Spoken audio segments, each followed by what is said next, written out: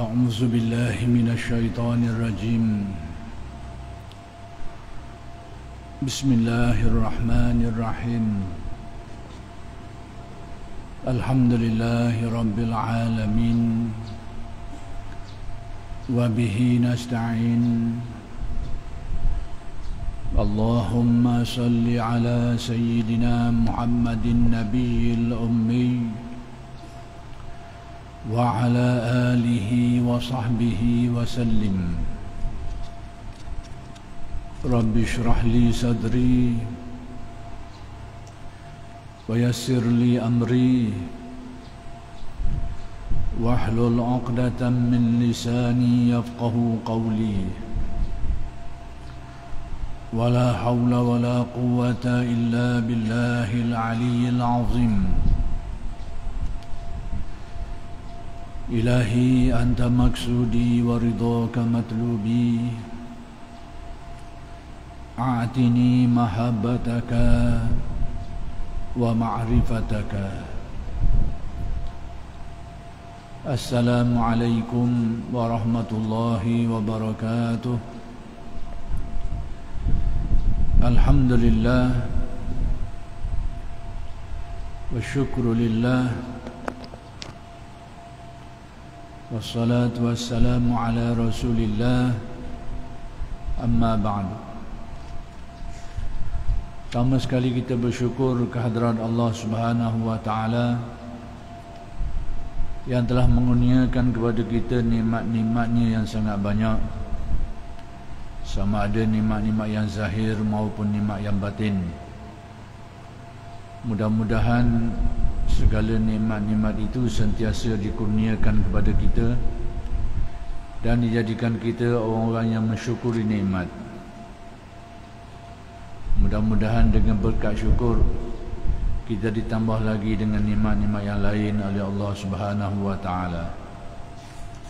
Dan pada malam ini insya-Allah akan diteruskan lagi pengajian kitab Al-Hikam karya Syekh Ahmad Ibn Athaillah Al-Iskandari radhiyallahu anhu. Dan kalam hikmat yang ingin dijelaskan pada malam ini, yang ingin diteruskan huraiannya, yang nak disambung huraiannya, ialah kalam hikmat yang ke-233, yaitu kata Syekh Ibn Atha, la tatlubanna baqa'al waridati ba'da an basatat anwaraha wa awda'at asraraha falaka fillahi ghina an kulli syai'in wa laysa yughnika anhu syai'un. Jangan minta tetapnya itu warid.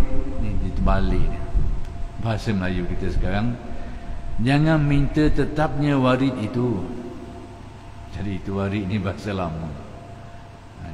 Jadi jangan minta tetapnya warid itu setelah kau merasakan, yakni mendapatkan buah terangnya nur cahayanya dan tertangkap semua rahsia-rahsianya, maka cukup bagimu mengabdi kepada Allah sehingga tidak memerlukan sesuatu yang lainnya.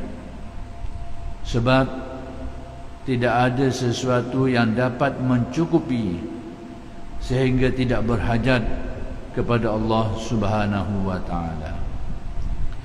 Baik, kalam hikmat Syekh Ibn Atha yang ke-233 ni, intipati dia,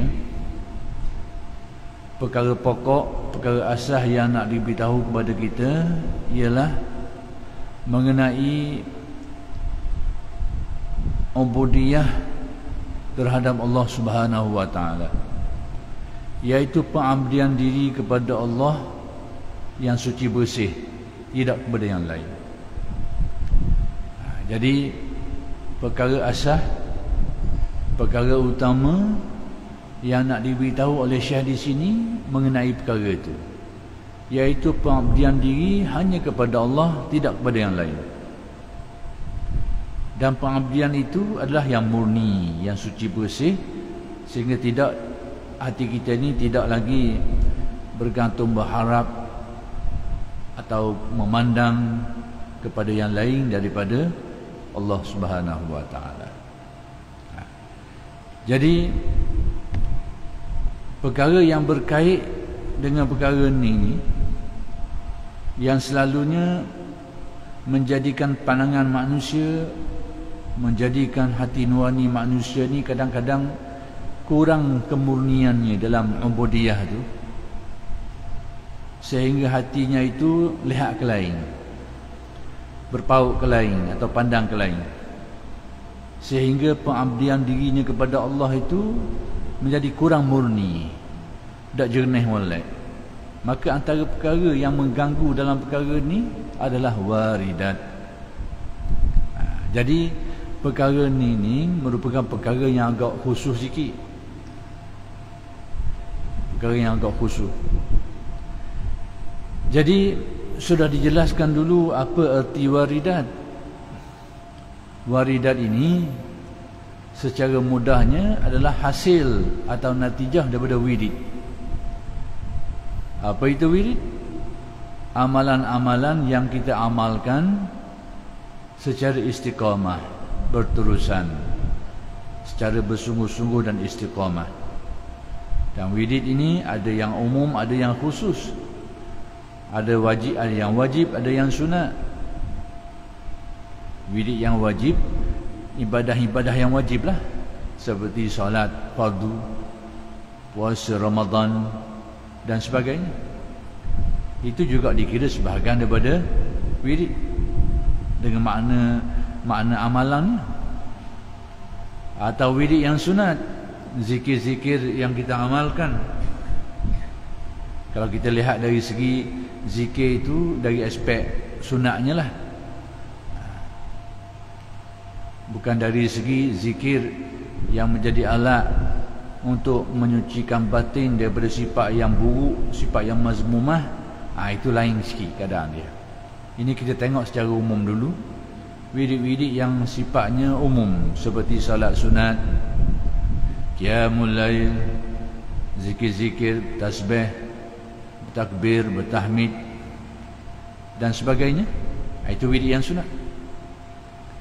Kemudian dari segi yang lain pula, ada wirid yang umum sifatnya, ada yang khusus. Yang umum ni amalan-amalan tadilah yang diamalkan. Ada pun wirid yang khusus ni, iaitu amalan-amalan khusus yang diamalkan.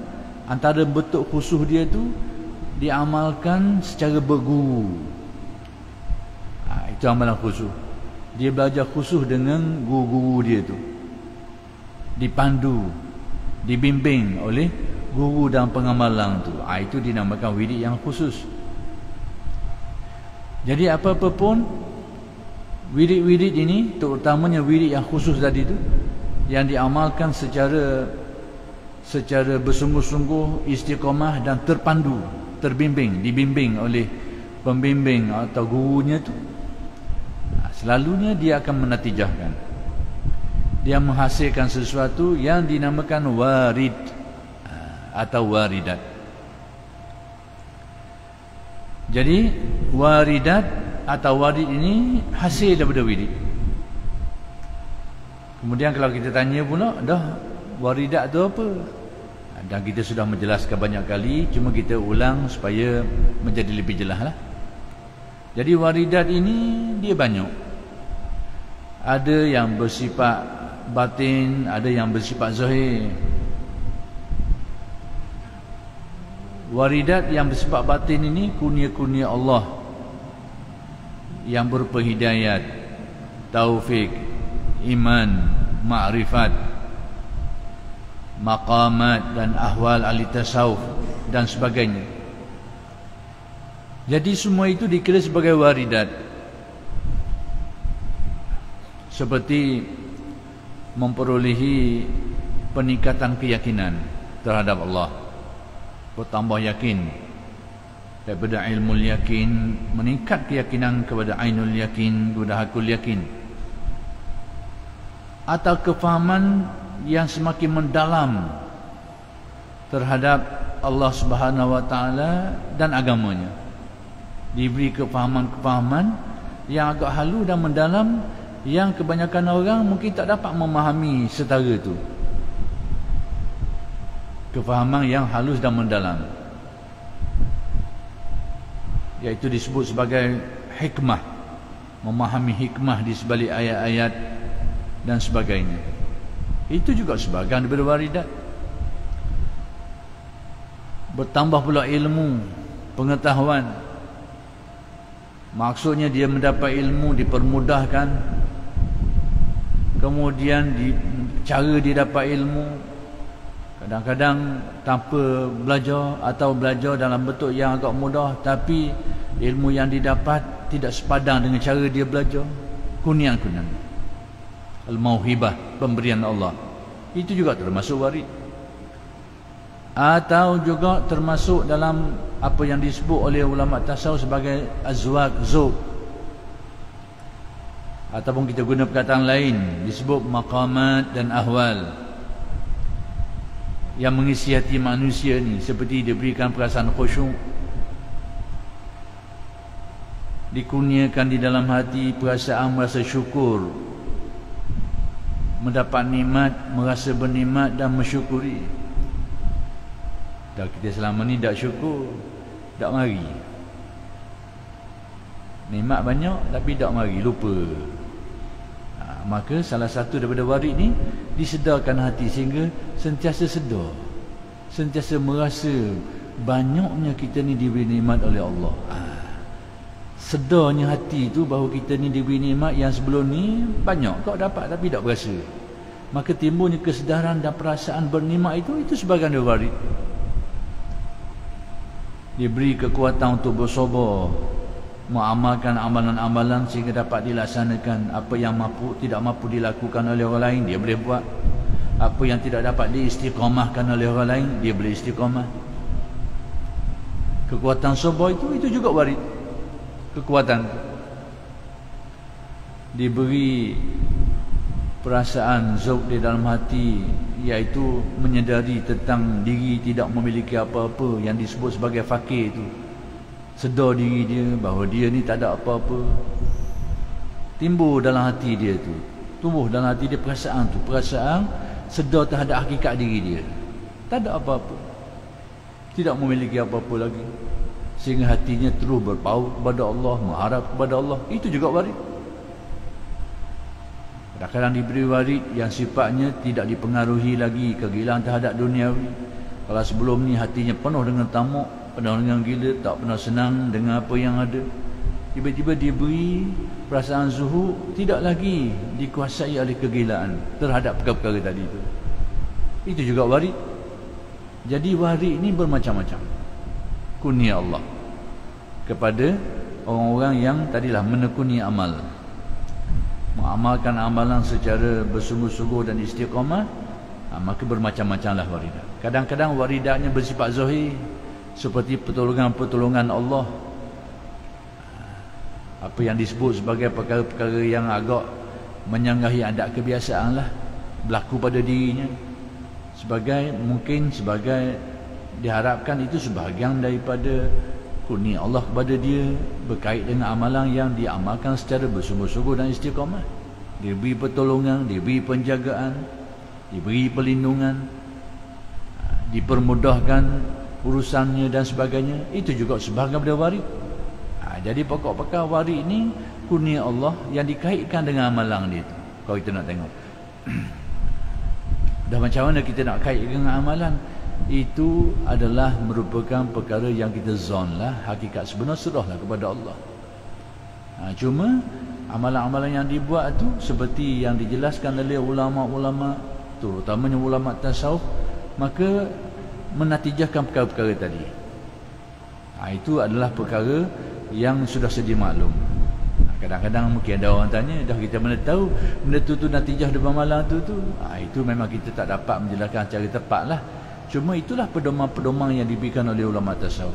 Amalan-amalan istiqamah ni dia akan membuahkan ini seperti yang sedia maklum dan disebut oleh ulama-ulama tasawuf dalam kitab mereka.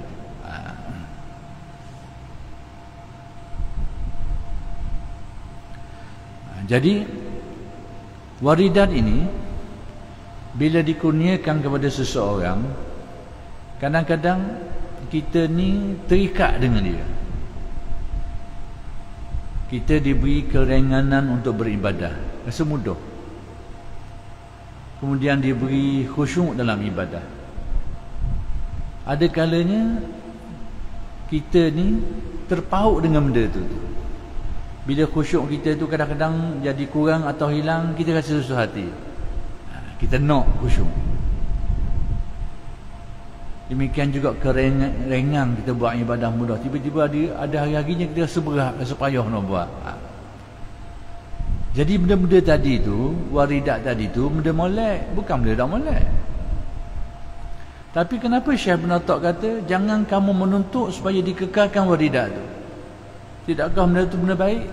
Jadi sekarang nak diberitahu bahawa dalam perjalanan tasawuf yang ini agak khusus sikit lah. Jadi saya beritahu ini agak khusus sikit. Kalau nak kata dia kurang sesuai kepada orang awam, orang yang tak tahu benda tu, munasabah lah, boleh lah. Ini bagi orang yang sudah biasa mengaji dan dia biasa ada amalan-amalan, benda ni bukan benda pelik. Biasa je. Cuma bagi orang tak tahu benda, orang-orang yang tak tahu benda, itu mungkin tak sesuai lah benda ni. Bagi orang yang sudah biasa mengaji, biasa mendengar, kemudian ada wiri-wiri amalan-amalan yang dia sudah biasa amalkan, ini memang sesuai. Jadi waridat-waridat ni kadang-kadang kita terikat dengan dia. Dah benda tu benda baik. Persoalan sekarang, kenapa Syekh ni kata jangan kamu menuntut supaya dikekalkan? Jadi Syekh nak beritahu bahawa kadang-kadang kita ni terpaut dengan waridat tu, dan benda tu dalam perjalanan tasawuf dianggap kurang baik. Bukan benda tu jahat, dosa dah. Tapi dalam perjalanan dia boleh membantu kemajuan perjalanan jiwa kita ni. Sepatutnya jiwa kita menjadi lebih murni dari segi kesuciannya, keyakinannya, makrifatnya, maqam nafsunya.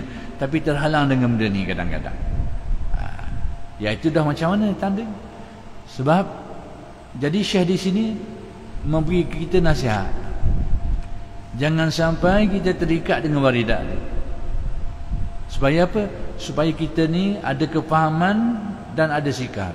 Maksudnya kalau kita pada waktu diberi khusyuk, kita syukur alhamdulillah. Tapi pada waktu khusyuk kita itu hilang, maka janganlah sampai ke tahap kita ni jadi susah hati. Biar kita ada kefahaman tu dan berusaha untuk jadi macam tu. Sebab bila kita terikat dengan warid tadi tu, dia dianggap bahawa dia dikira sebagai penghalang kemajuan jiwa kita.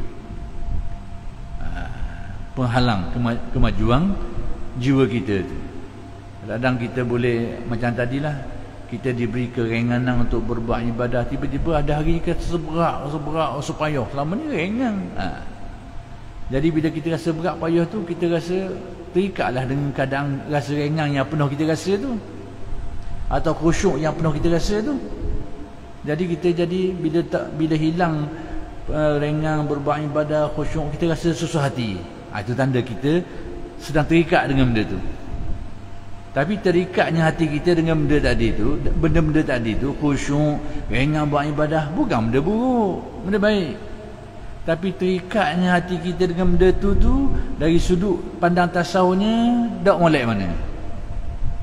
Sebab dia dianggap membantu, menghalang kemajuan proses untuk lebih kita menjadi lebih faham, lebih yakin, lebih murni, lebih kuat keyakinan kita kepada Allah. Jadi terikatnya hati kita dengan benda-benda tadi tu dikira membantukan benda tu, menghalang kita. Jadi jangan pandang benda tu sebagai dosa pula, sehingga Syekh kata jangan kita terikat dengan benda-benda tadi tu. Ini masalah lain. Kalau kita nak kira markah kau, dia bukan markah 40 ni, kurang 40 gagal, bukan tarah tu. 30 markah, 20 lebih dia 40 baru lepas. Ini bukan masalah luluh gagal ni, masalah tinggi rendah markah 60, 70. Kalau kita tidak terikat mungkin Makkah naik lagi, mungkin jadi 80 90, tapi bila terikat dengan benda tadi tu 70 je Makkah, dah naik dah 60 je. Jadi dia bukan masalah lu gagal ni, masalah molek ke menjadi lebih baik ke tak. Jadi kita kena faham kedudukan benda ni lah.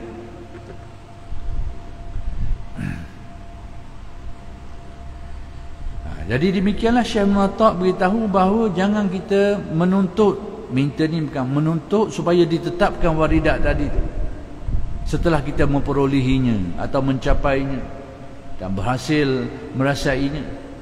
Sebab kata Syekh Muwatta', maka tidak ada sesuatu yang mengkayakan kita daripada Allah. Maksudnya sesuatu yang lain daripada Allah Ta'ala ni tidak ada yang mengkayakan kita. Apa maksud mengkayakan kita? Yang ni menjadikan kita ni tak berhajat dah kepada Allah. Tak ada.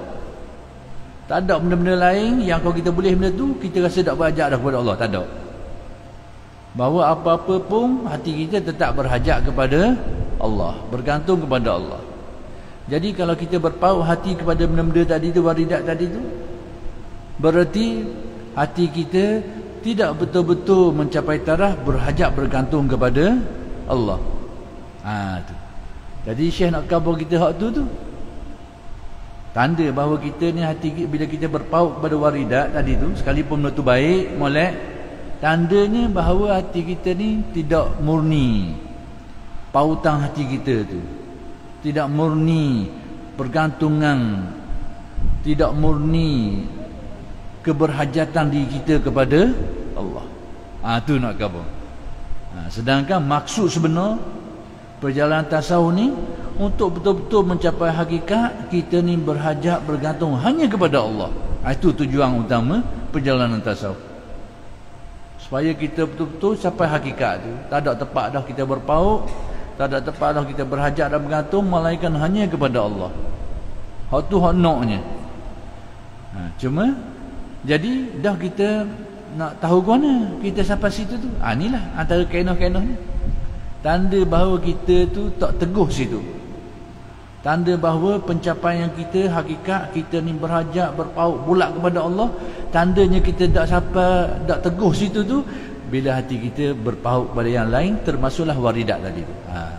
Tu Syekh Muwatta' nak khabar kita.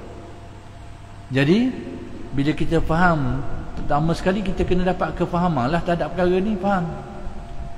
Lepas tu berusahalah untuk baiki. Supaya apa? Supaya tidak terhalang kemajuan kerohanian kita tu untuk lebih dekat kepada Allah Ta'ala, untuk lebih bermarifat terhadapnya dengan benda-benda macam ni. Jadi kalau kita tidak ada kefahaman ni, tanpa kita sedar, kadang-kadang kita dihalang dengan benda ni. Kalau kita tidak dipandu, tidak diajar benda ni, bila kita mengalami khusyuk sedap, tiba-tiba sampai tahap tak rasa khusyuk dah. Jadi kalau kita faham benda ni, kita tahu, oh ini tak boleh ni, tak boleh. Oh ini kita berpaut kepada waridat dan ini menghalang kemajuan jiwa kita. Tapi kalau kita tak belajar benda ni, kita sakut situ. Bila sakut situ, antara perkara yang mungkin berlaku kok, bila kita hilang khusyuk ni, akhir sekali kita tinggal amalan tu. Itu dia. Kita akan tinggal amalan tu setelah kita hilang rasa khusyuknya. Dan demikianlah perkara-perkara lain. Jadi itulah yang Syekh Muwatta' nak menjelaskan kepada kita dalam kalam hikmah ini, supaya kita tidak berpaut kepada waridat. Adanya waridat, dapatnya waridat, itu molek. Jangan kata tak molek pula. Allah Ta'ala beri khusyuk pada kita, itu benda molek. Jangan pula kata, oh tak molek benda ni, khusyuk ni benda tak pakai. Jangan. Diberi khusyuk, diberi kefahaman, diberi keyakinan, diberi itu dan ini, benda tu memang baik, memang patut kita cari benda tu. Tapi jangan sampai terpaut hati kita dengan benda itu.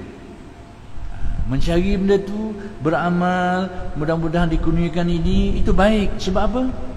Sebab waridat tadi tu, khusyuk, faham, yakin, itu adalah ibarat macam pelinci, minyak pelinci yang dapat menguatkan lagi hati kita untuk kita lebih mendekat kepada Allah Subhanahu Wa Taala, untuk lebih bermakrifat terhadap Allah Subhanahu Wa Taala. Benda tu baik, bukan tak molek. dan berusaha untuk mendapatkannya, benda yang baik. Tapi hak dilarangnya meletakkan pautan hati kepada benda tadi itu. Paut situ. Maka itulah yang diajar dan tasawuf supaya jangan seperti itu. Sebab dia boleh menghalang kemajuan perjalanan jiwa kita ni, diri kita ni, dalam usaha kita untuk memurnikan hati, mendekatkan diri kepada Allah, mendapat redha-Nya, terhalang dengan benda-benda tadi.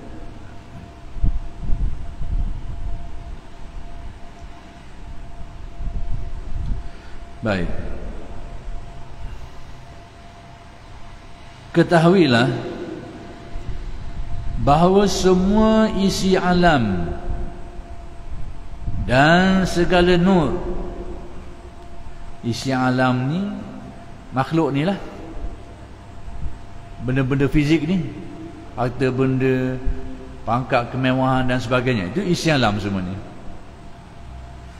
Dan segala nur ni pula iaitu kurniaan Allah seperti hidayah, taufik dan sebagainya, itu nur. Tingkat-tingkat makam kewalian, demikian juga tahapan-tahapan kesucian jiwa manusia ni. Makam-makam nafsu manusia ni, daripada ammarah, hak tu rendah sekali, kemudian naik lebih baik, lawamah, dan mulhamah, kemudian jadi mutmainnah. Itu permulaan makam kewalian menurut ulama tasawuf. Kalau mulhamah tu dikira sudah menghidu bau kewalian. Mutmainnah itu sah, sesiapa yang dikurniakan Allah hatinya itu memiliki ciri-ciri mutmainnah, dia seorang wali. Sah dia seorang wali menurut kacamata tasawuf. Ataupun ditingkatkan lagi kepada radiyah, mardiyah dan sebagainya. Jadi itu dikatakan tingkatan-tingkatan kewalian.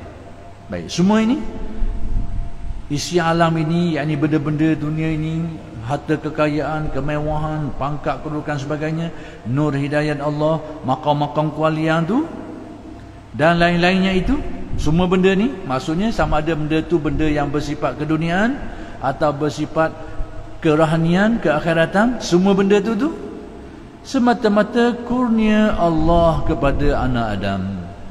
Semua itu termasuk kurnia Allah kepada manusia. Benda-benda keduniaan pun kurnia Allah, benda-benda kerohanian pun kurnia Allah. Tadilah kerohanian tadi tu, dengan makam-makam tadi tu, kewaliannya, dengan zauknya dan sebagainya tadi tu, dengan tahapan takwanya, semua itu juga termasuk kurniaan Allah. Baik. Kerana itu manusia tidak boleh bergantung kepada semua itu. Inilah hak Syekh nak gambar. Maka kita tidak boleh bergantung pada dia, sebagaimana kita tidak boleh bergantung kepada harta benda, sebagaimana kita tidak boleh berpaut kepada harta kekayaan, kepada pangkat kedudukan, kepada kemewahan itu dan ini. Maka demikian juga kita tidak boleh bergantung kepada perkara-perkara tadi tu, perkara kerohanian tadi tu, maqamat dan ahwal, maqam kewalian dan sebagainya. Maka dia serupa juga. Maka jangan sampai kita bergantung hati kepadanya. Kalau bergantung hati kepada perkara keduniaan, memang itu ahli dunia lah, masalah ahli dunia. Kita bergantung, berpaut kepada keduniaan, pada harta benda, kepada pangkat kedudukan dan sebagainya, itu ahli dunia. Tapi ahli suluk ni, dia ada tempat bergantung lain pula. Tadi bergantung pada benda-benda tadi tu, bergantung pada kurnia-kurnia Allah yang bersifat kerohanian tadi tu, maqamat, makam-makam kerohanian tu, dan ahwal-ahwal kerohanian, darjat-darjat kewalian. Tapi semua tu dikira satu tarah je. Apa benda? Semua itu dikira sesuatu yang lain daripada Allah. Jadi sebagaimana dari segi tasawufnya kita dilarang meletakkan pergantungan kepada perkara-perkara keduniaan tadi, maka demikian juga kita dilarang meletakkan pergantungan kepada perkara-perkara kerohanian tadi itu. Atas kedudukan semuanya dikira sesuatu yang lain dari Allah. Cuma meletakkan pergantungan kepada perkara keduniaan, waktu memang jelas buruklah. Adapun meletakkan pergantungan kepada perkara-perkara kerohanian, dia bukan benda buruk, tapi dianggap menghalang daripada kemajuan. Itu dia. Jadi kita kena fahamlah kedudukan ni. Jadi dalam hal usaha kita ni nak menjadikan hati kita supaya lebih kenal Allah, lebih dekat dengannya, kita kena fahamlah perkara-perkara macam ni.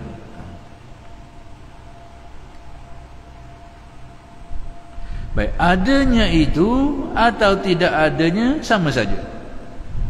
Yang ni kita ni biarlah sampai ke tahap ada sikap, supaya sikap yang macam mana, iaitu ada boleh ke benda tu, tak boleh ke, sama aja. Macam mana tu? Yang ni kita khususkan kepada perkara kerohanian tadi tu, bukan perkara keduniaan. Perkara keduniaan tu itu untuk ahli keduniaan lah. Sekarang untuk orang yang berusaha nak mendekatkan diri kepada Allah. Jadi perkara yang berkait dengan benda ni, yang menghalang dia tu waridat tadi tu. Jadi sikap yang dianjurkan dalam tasawuf supaya kita ni bersikap boleh ke, tak boleh ke, tak apa je. Contohnya tadi masalah khusyuk tadi. Pada waktu kita merasai kekhusyukan dalam ibadah, sehingga kita rasa sangat lazat ibadah kita, ibadah yang banyak pun tak terasa beban, amalan-amalan yang berat pun terasa ringan, kerana khusyuk hati yang kita rasai, asyik hati yang kita rasai. Baik, pada waktu, sebab khusyuk ni sebahagian daripada ehwal istilah tasawuf. Ehwal ini tabi'i dia, sifat dia datang dan pergi.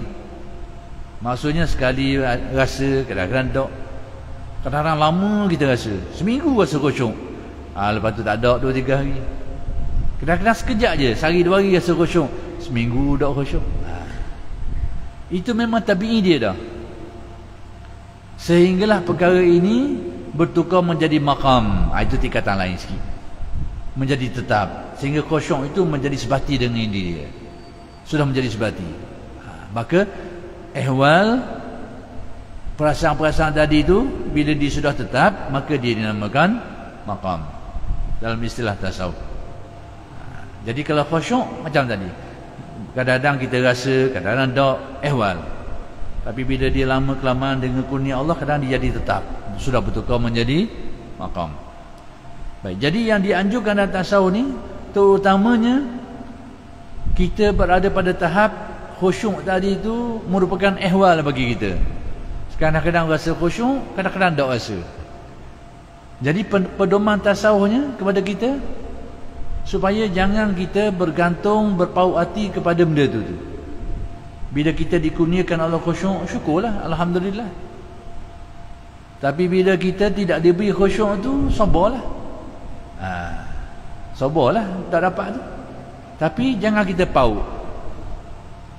Maksudnya kita dapat merasai kekhusyukan dalam ibadah ke, tak dapat ke, kita tetap mengabdikan diri kita kepada Allah. Maksud ibadah kita tetap kita laksanakan, solat kita dan ibadah-ibadah lain tetap kita laksanakan, wirid-wirid dan zikir kita tetap kita amalkan, sama ada kita rasa khusyuk ke atau tidak rasa khusyuk. Itulah pedoman tasawuf. Tapi kalau kita tak ada pedoman ni, pada waktu kita khusyuk, kita buat dengan baik, kadang-kadang berganda. Tapi pada waktu hilang khusyuk tu, dia surut selalu, surut. Kalau sekadar surut boleh tahan lagi, kadang-kadang ditinggalkan terus amalan tu. Ini masalah. Jadi itulah masalahnya. Jadi sekarang tasawuf mengajar kita pedoman ni, supaya perkara-perkara tadi tu yang disebut sebagai waridat tadi tu, jangan kita letak pautan hati, bergantung hati ke dia. Kita dapat rasa alhamdulillah, tak dapat pun tak apa. Maksudnya pengabdian kita kepada Allah, sama ada dalam keadaan khusyuk ke tak khusyuk ke, tetap kita kena laksanakan. Itulah pedoman tasawuf. Itulah yang dianjurkan. Pada waktu kita dapat khusyuk, kita mungkin rasa ringan ibadah, kita buat juga. Kadang-kadang kita suka. Pada waktu kita hilang perasaan itu, kita laksanakan juga. Tapi kita rasalah beban, kita bersabar. Tapi laksanakan ibadah tetap. Dan itulah yang dikendaki. Kerana yang dikendaki adalah mengabdikan diri kepada Allah. Cuma bila diberi khusyuk tadi itu untuk mempermudahkan kita. Itu bukan tujuan, tetapi sebagai sesuatu yang membantu kita untuk lebih menyempurnakan pengabdian diri kita kepada Allah. Bila kita dapat khusyuk tadi itu, mungkin ibadah kita menjadi lebih terarah, lebih terasa, lebih terpandu, lebih hadir hatinya. Bila tak dapat mungkin kuranglah sikit. Jadi pemberian-pemberian tadi itu, termasuk khusyuk tadi itu, adalah sesuatu yang membantu, bukan tujuan. Maka sebab itulah Syekh Ibn Atta' ajar kita supaya faham kedudukan ni, jangan kita meletakkan pergantungan kepada waridat.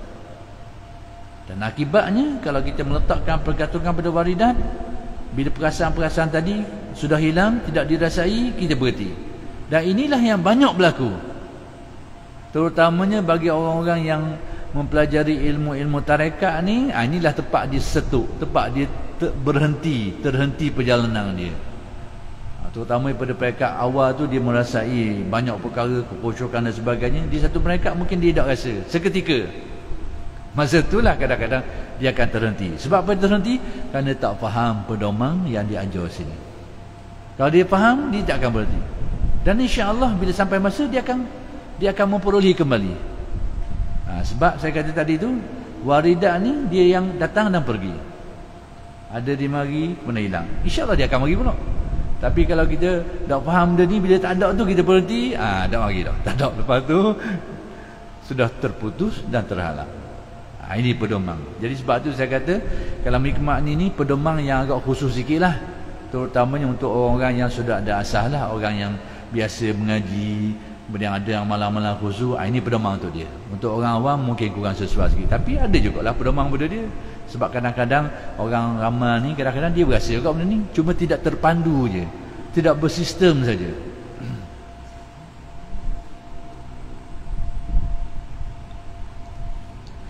Baik, tidak boleh menggoncangkan jiwa manusia.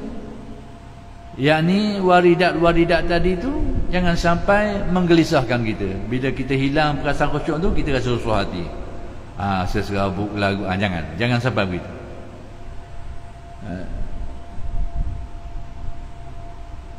Jadi tidak boleh menggoncangkan jiwa manusia selama ada Allah yang memberi itu semua. Jadi bila kita tahu waridat semua tu kurnia Allah Ta'ala, pada waktu kita dapat, pada waktu kita tak dapat pun, kita tidak gelisah. Sebab kita tahu semua itu kurnia Allah. Pada waktu kita dapat merasai kemanisan tu, kemanisan beribadah, bermunajat, berzikir, syukur, alhamdulillah. Pada waktu perasaan itu tidak hilang dan sebagainya, kita buat juga ibadah tu dengan dalam bentuk sabar, dalam bentuk mujahadah dan sebagainya. Bila sampai masanya pula, akan diberi lagi perkara itu. Seperti itulah.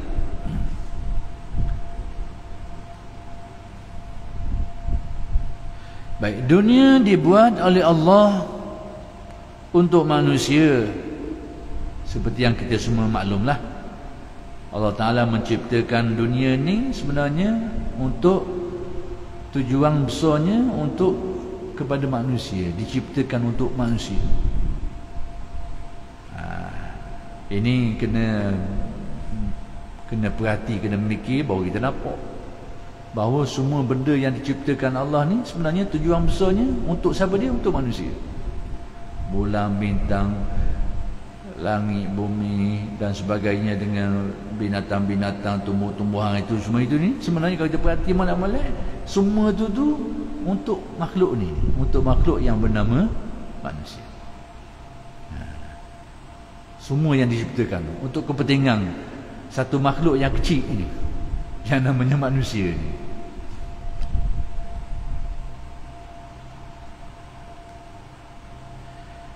Dan manusia dijadikan untuk mengabdi kepada Allah.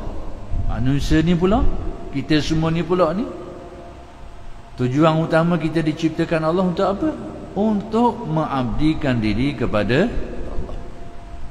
Jadi pandangan keseluruhan tentang penciptaan ni, makhluk keseluruhannya tu dicipta semua tu untuk kepentingan makhluk ni, makhluk kecil ni yang namanya manusia. Dan manusia ni pula tujuan utama dia diciptakan satu je, untuk mengabdikan diri kepada penciptanya, Allah Subhanahu Wa Taala. Kita faham falsafah ni lah, ataupun tujuan utama ni. Kerana itu manusia harus merasa kaya dengan adanya Allah. Haruh di sini bukan bahasa Melayu. Kalau haruh tu boleh ya boleh tak. Haruh ni oleh kerana ini capung bahasa Indonesia sikit. Haruh di sini dengan maksud semestinya. Yakni kerana itu manusia semestinya merasa kaya dengan adanya Allah. Yakni sepatutnya kita ni, manusia ni, yang menjadi tuntutan kepada kita, yang diajarkan dalam tasawuf, iaitu kita ni dikendaki berusaha supaya mencapai tahap kita merasa kaya diri kita dengan Allah. Maksud kaya tu iaitu hati kita ni berpaut, berhajat, berharap hanya kepada Allah yang maha wujud, yang maha kaya, yang maha kuasa, yang menentukan segala-galanya. Jadi yang menjadikan hati kita ni boleh merasa kaya dengan Allah ni apabila hati kita ni betul-betul kenal sifat dia tu. Bila hati kita ni tidak memiliki makrifat terhadap sifat Allah tu, maka kita tak akan rasa benda tu. Kita tetap akan meletakkan berpaut hati kepada yang lain. Tapi bila manusia betul-betul memperolehi makrifat, mengenal sifat-sifat Allah tu, bukan saja ilmu, tapi sampai ke tahap zauq hati dia tu, pada waktu itulah dia akan sampai benda ni, iaitu merasa kaya dengan Allah. Yang ni rasa cukup dengan Allah atas keyakinan tu, keyakinan bahawa Allah Ta'ala tu ada. Dia maha kuasa atas segala-galanya. Dia mengatur segala urusan hidup. Dia menghidup dan mematikan. Bila keyakinan tu bulat dalam hati kita, pada waktu itulah hati manusia dikatakan kaya. Maksudnya hati pada waktu tu tak paut pada yang lain lagi dah. Tapi tinggal lagi yang menjadikan hati kita ni paut pada tu ni sebab tak sampai situ. Tak sampai ke tahap memperolehi makrifat yang kukuh terhadap Allah. Tapi bila manusia dikurniakan itu, dia akan jadi kaya, kaya hati. Dan itulah sebenarnya hakikat kaya sebenar. Hakikat kaya sebenar manusia ni bila hati dia tak paut pada yang lain dah. Hak tu kaya hak sebenar. Sama ada fizikal dia, zahir dia kaya sungguh ke atau tak, itu lain kira.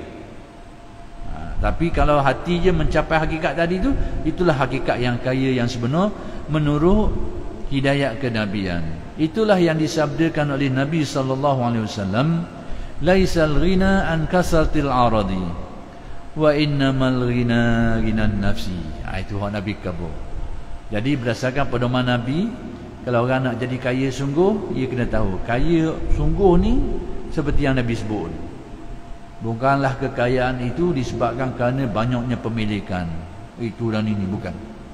Tapi kaya sebenar kata Nabi, ghinan nafsi, iaitu kaya jiwa dia.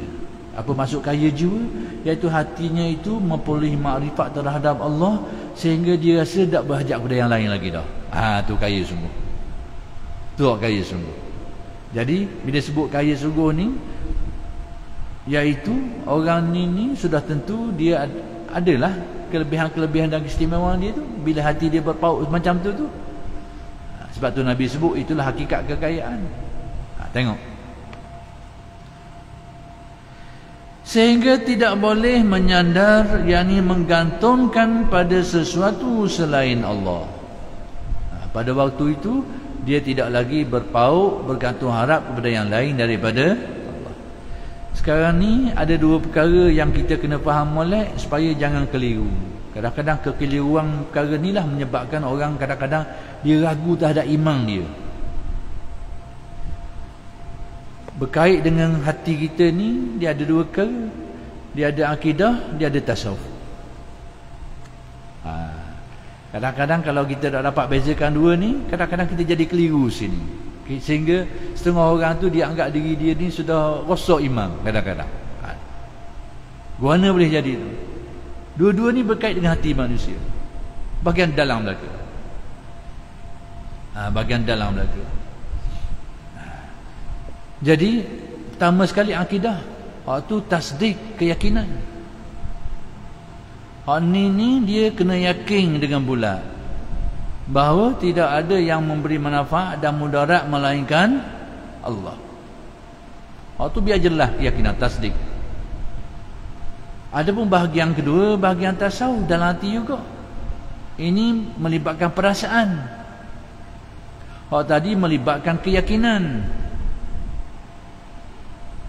Keyakinan, kita letak keyakinan bahawa tidak boleh meletakkan pergantungan kepada yang lain daripada Allah. Dengan erti tidak ada yang memberi manfaat, tidak ada yang mendatangkan mudarat melainkan Allah. Sehingga kita tidak boleh meletakkan keyakinan kepada yang lain. Itu bahagian akidah. Bahagian perasaan, ini bahagian tasawuf. Kalau bahagian akidah tadi itu lagi daripada itu memang rosak akidah kita. Tapi hak berlaku realiti sekarang bukan bahagian tu. Bahagian perasaan, bahagian tasawufnya. Kita tahu, yakin bahawa tidak ada yang mendatangkan manfaat dan menghindarkan mudarat, tidak ada yang mendatangkan manfaat atau mudarat itu melainkan Allah. Tapi perasaan kita ni banyak tengok ke lain dan paut pada benda lain, paut pada sebab musabab. Itu bahagian tasawuf. Ni dia tidak membatalkan, cuma menjadikan mata hati kita ni kelabu, makrifat kita tidak kokoh. Kadang-kadang kita mari mikir, Allah, aku ni bimbang no tak ada obat, batal iman. Jangan sabar gitu. Bimbang Allah, aku ni aku rasa dah betul dah ni. Aku kau tak ada obat dah, aku rasa susah hati lalu macam-macam. Tak ada obat dah, baik dah penyakit aku. Jadi waktu tu bahagian tasawuf. Jadi kena beza ni, mana bahagian i'tiqad, mana bahagian tasawuf. I'tiqad ni keyakinan, pegangan. Adapun tasawuf ni perasaan. Tadi tu perasaan kita berpaut pada sebab musabab, tak ada obat bimbang kita. Tapi keyakinan tetap yakin bahawa manfaat mudarat tetap itu adalah dalam kekuasaan Allah. Itu bahagian i'tiqad. Jadi jangan dikelirukan antara i'tiqad dengan perasaan ni. Perasaan ni itu bahagian tasawuf. Cuma kalau dia muafakat antara i'tiqad dengan perasaan, itulah makrifat sebenarnya. Tapi tak sampai lagi, itu jiwa kita banyak kotor lah, kena bersih lah. Tapi tidaklah sampai ke tahap membatalkan keyakinan. Jadi oleh kerana sudah masuknya waktu insya, kita berhenti setakat ini dulu, dan insyaAllah akan bersambung kuliah pada minggu-minggu yang akan datang. Qulu qawli hadza wa astaghfirullahalazim li wa lakum. Assalamualaikum warahmatullahi wabarakatuh.